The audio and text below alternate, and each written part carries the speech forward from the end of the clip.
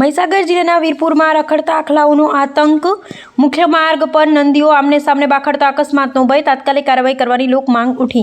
મહીસાગર જિલ્લાના વીરપુરમાં રખડતા આખલાઓ નંદીઓના કારણે શહેરીજનો, વાહન ચાલકો અને રાહદારીઓમાં ભયનો માહોલ સર્જાયો હોવાની સ્થાનિકોમાંથી ફરિયાદો સામે આવી રહી છે।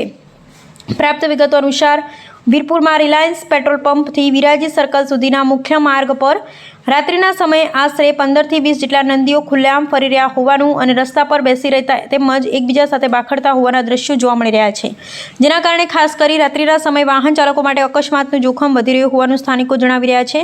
સ્થાનિકોના જણાવ્યા મુજબ અંધારામાં કાળા રંગના નંદીઓ અચાનક સામે આવી જતા વાહન ચાલકોને સમયસર દેખાતા નથી, જેના કારણે ગંભીર અકસ્માત સર્જાવાની શક્યતા નકારી શકાય તેમ નથી। જાહેર માર્ગો પર રખડતા ઢોરને કારણે સામાન્ય નાગરિકો અને રાહદારીઓના જીવ જોખમમાં મુકાતા હોવાની પણ રજૂઆતો થઈ રહી છે।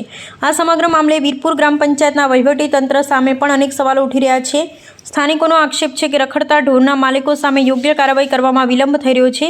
કોઈ મોટી દુર્ઘટના બને તેની રાહ જોવાને બદલે તાત્કાલિક અસરથી રખડતા ઢોરને પકડી સુરક્ષિત સ્થળે ખસેડવામાં આવે તેવી માંગ ઉગ્ર ઉઠી છે। સ્થાનિક નાગરિકોએ સંબંધિત તંત્રને વહેલી તકે અસરકારક કાર્યવાહી કરી જાહેર માર્ગોને રખડતા ઢોરથી મુક્ત કરવા, વાહન ચાલકો તથા રાહદારીઓની સુરક્ષા સુનિશ્ચિત કરવા અપીલ કરી છે।